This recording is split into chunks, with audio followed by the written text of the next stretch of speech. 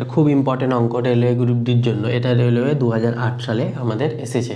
তাহলে এটা অঙ্কটা কি বলছে, 3 জন পুরুষ বা 4 জন মহিলা বা 6 জন বালক একটি কাজ 25 দিনে করতে পারে, তাহলে 2 জন পুরুষ, 3 জন মহিলা এবং 4 জন বালক একত্রে কত দিনে কাজটি করবে।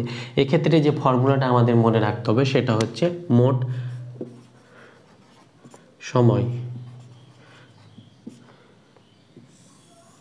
বাই পুরুষ এবং বা তারপরে পুরুষ বলেছে, মহিলা এবং বা এগুলো কি আমরা বলছি, বালক এবং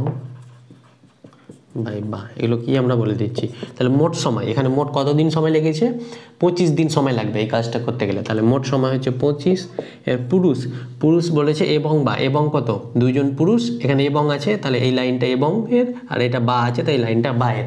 এটা শর্টকাট ট্রিক মনে রাখার জন্য। তাহলে 2 জন পুরুষ, তাহলে এবং এর জায়গায় হবে 2 পুরুষের ক্ষেত্রে, এটা মহিলার ক্ষেত্রে, এটা বালকের ক্ষেত্রে। তাহলে পুরুষের ক্ষেত্রে এবং কত 2 আর বা হচ্ছে 3, তাহলে 2/3 যোগফল মহিলার ক্ষেত্রে এবং কত, মহিলার ক্ষেত্রে এবং 3 বা 4, তাহলে 3/4।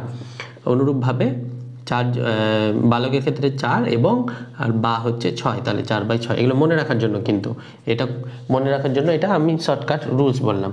এগুলো বেসিকভাবে করতে গেলে আর অনেক বড় হবে, তাই শর্টকাট ট্রিকটা হচ্ছে এটা ট্রিকটা মনে রাখার জন্য এটা।